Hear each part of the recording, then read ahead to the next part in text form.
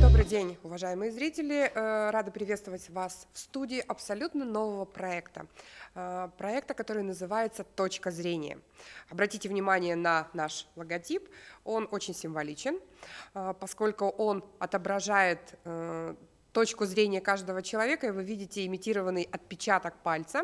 То есть для нас очень важно мнение каждого, кто придет в эту студию и выскажет свою точку зрения.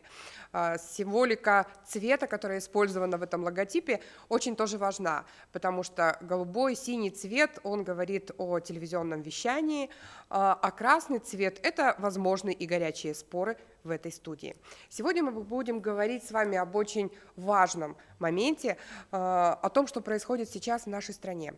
Вы знаете, что буквально несколько дней назад глава нашего государства обратился к нам с возможностью внести определенные предложения и выразить свою точку зрения по поводу того, какие преобразования вносятся в наш основной закон, в Конституцию Российской Федерации. Сегодня в нашей студии будут замечательные, интересные общественные деятели, лидеры нашей республики. И первый, с кем бы я хотела вас сегодня познакомить, это Кугаевский Александр Андреевич, заместитель ректора и научно-аналитической работе, кандидат экономических наук Северо-Восточного федерального университета имени Максима Кировича Амосова, представитель штаба «Общественный народный фронт».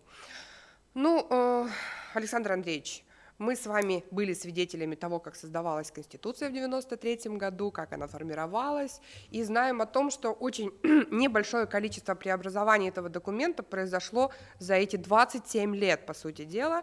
Вносилось несколько поправок в 2014, по-моему, в 1996 году, и они были не столь значительными.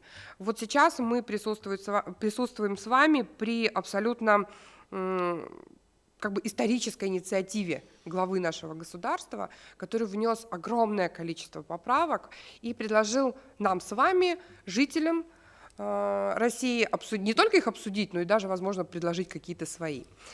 Поэтому уникальная возможность, мы не можем с вами это пропустить мимо. Поэтому ваше мнение вообще по поводу того, что происходит сейчас? Почему 27 лет этот документ не менялся, и теперь вдруг мы имеем такую возможность? Действительно, на самом деле мы очень хорошо помним 90-е годы, как рождалась новая Россия, новое законодательство, в том числе конституционный основной закон наш. И я помню, и все помнят, какие были жаркие споры по отдельным моментам, которые вошли в эту Конституцию. Но мы растем и развиваемся, страна развивается, мы сами умнеем, становимся более понятливыми и вдумчивыми. Да? И президент это тоже отметил, что ситуация меняется, и поэтому законодательство тоже должно меняться сообразно тому, какие отношения должны складываться в обществе. Потому что любой закон – это правила игры или правила поведения. По которым мы живем. По которым мы живем, это главное правило, по которым мы живем. И с этой точки зрения, то, что эти вопросы вошли сейчас в наше президентское послание, безусловно, они придали такую актуальность и интерес, вызвали в обществе. Все, что было сказано в этом послании, любой пункт практически не остался без внимания. И то, что сейчас творится в интернете, мы наблюдаем. Видно, очень жаркие полемики. Какую реакцию это или какое воздействие приобрело это послание в обсуждении. Даже зарубежные средства массовой информации на несколько дней замерли просто. Они были как будто в состоянии шока, не знали, что делать, как к этому относиться. И потом уже полился поток опять разной грязи, но есть и трезвые голоса, которые правильно оценивают то, что было сказано, и говорят, что да, это позитивно очень. Безусловно, да, и поэтому послание-то, я бы сказал, оно такое выдающееся из всех посланий, которые президент до этого сказал, но были и другие тоже очень интересные. В частности, то, где он говорил про оборонную мощь страны. Да. В прошлом году тоже очень многих протрезвило и тоже вызвало бурю различных мнений и высказываний, как внутри страны, так и за рубежом. Так и это послание тоже, потому что оно коснулось самых живых вопросов, которые постоянно обсуждались в обществе. И теперь, когда уже по ним сделано предложение, общество сработало многие в обратную сторону. Это плохо. А зачем тогда говорили? Столько лет мы все критиковали существующую систему, говорили, что того мало, этого не хватает. А теперь, когда есть возможность заняться этим делом, происходит реакция. Да, именно поэтому мы запустили этот проект «Точка зрения», потому что важно услышать мнение тех людей, которые могут проанализировать ситуацию, могут сравнить вызовы настоящего времени. И вот в частности Владимир Владимирович Путин сделал такой посыл, да, это расширить ответственность парламента за работу правительства. Что это под собой несет, какие последствия, какие преобразования в стране возможны? Давайте об этом. Этот пакет очень интересный по многим направлениям, то есть все касается органов государственной власти. И парламента, и исполнительной власти. Первое, о чем он сказал, это то, что гражданство должно быть российским. Но на самом деле это понятно вроде было. Даже мыслить об этом нельзя было раньше, в былые времена, о том, что иностранный гражданин, который входит. Вот. И было много неприятных моментов, когда наши официальные лица, чиновники вдруг попадали в неприятные истории за рубежом, находясь, они пытались прикрыться своим гражданством, но ничего не получалось. Вот. Поэтому тут пакет очень большой и касается в том числе и значительного расширения полномочий. Вот сегодня, по его предложению, по предложению президента, Государственная Дума будет конкретно назначать органы исполнительной, то есть представители органов исполнительной власти, а это значит, что они будут и отвечать за каждого человека. Вот. Президент только согласует их решения, принимают они. Раньше этого не было. То есть повышается тем самым мера ответственности, да? Безусловно, да. Мера ответственности повышается, потому что многие пользовались, депутаты и народные депутаты пользовались тем, что назначается не ими, и поэтому имели полное право как будто критиковать. Сами как будто здесь ни при чем. Теперь они уже будут ответственны. То есть, по сути дела, у нас будет формироваться единая команда. Да, и, так. Да, и не будет вот этой полемики, чей человек, кто назначил, совершенно правда? Верно, да. Вот, чтобы вот это вот убрать, там деление свои, не свои, чужие, там, вот, значит, вот теперь это будет так. Хотя президент предложил сохранить за президентом право оказывать недоверие человеку, который назначен государственным законодательным органом. Это правильно, потому что он непосредственно с ними работает, вот, и они должны выполнять определенные задачи так, как он требует. Вот, поэтому это очень существенно. Ну и естественно, что вопрос очень интересно коснулся и взаимодействия с органами власти субъектов Федерации и даже с муниципальными органами.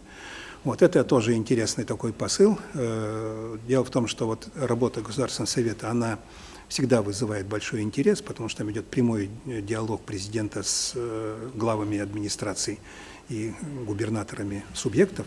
Вот. Ну, теперь, значит, эта позиция укрепляется тем, что отдается больше прав губернаторам высказывать свое мнение, там, предложения делать на этом госсовете. Да, действительно, он обратил внимание, Владимир Владимирович обратил внимание на то, что страна очень большая, и все везде складывается по-разному. То есть, ну, как мы известно есть, знаем выражение, одним аршином Россию не измерить, да? Вот. Действительно так. И ну, мне, поработавшему когда-то в органах государственной власти, это очень хорошо понятно. Вот. У нас сосед может быть гораздо богаче, чем мы, вот, и ситуация для него складывается совсем по-другому, чем у нас. Вчера, кстати, на встрече со студентами Владимир Путин ответил очень хорошо, очень живописно девушке, которая сказала, ну почему мы не можем сделать так, как в Америке, в Германии, то есть какие-то сценарные ходы она предлагала трансформировать на Россию. Он абсолютно четко сказал, то, что у них сработало, то, что у них выстрелило и пошло, наложить как калька на такое большое государство, как Россия, невозможно, это точно не пойдет. Нам нужно вырабатывать свои механизмы. Совершенно верно. И с этим мы встречаемся постоянно, не только в организации органов власти, да, исполнительных или каких-то органов управления страной, но это даже доходит до простых мелочей. Таких, как, допустим, все вот наши сегодня цифровые технологии, мы говорим, да, главное направление наше. Цифровые технологии сегодня разрабатываются не у нас в основном. То, чем мы пользуемся, это не у нас. Но к нам их надо еще адаптировать, потому что они даже технические системы не всегда работают в этом направлении. Вот сейчас мы работаем над проектами научно-образовательного центра, но явно видно, технология мировая есть, но к нам ее нужно адаптировать, к нашим температурам, к нашим климатическим условиям и так далее. Вот, поэтому здесь вопросы, конечно, нельзя снимать как кальку и на нас накладывать. Конечно. В любых вопросах.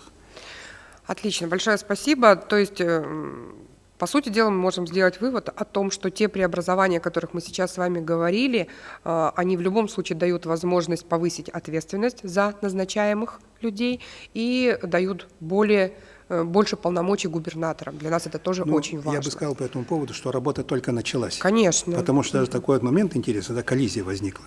На пост президента в нашей стране может претендовать человек, 25 лет проживший в России. Да. А как с крымчанами быть? Они всего 5 лет в России живут. Их что, они лишены этого права? Нет, они не лишены этого права, и, вероятнее всего, здесь как раз по поводу Крыма и Севастополя будут корректировки. Я больше чем убеждена Вот, в этом, поэтому, конечно. да, вот Это действительно, часть поэтому России. сейчас по многим вопросам вот эти вот уточнения нужно будет делать. Вот это тоже очень важный вопрос, и сейчас это чувствуется, работа уже началась. Большое спасибо, очень интересный собеседник, как всегда. Спасибо.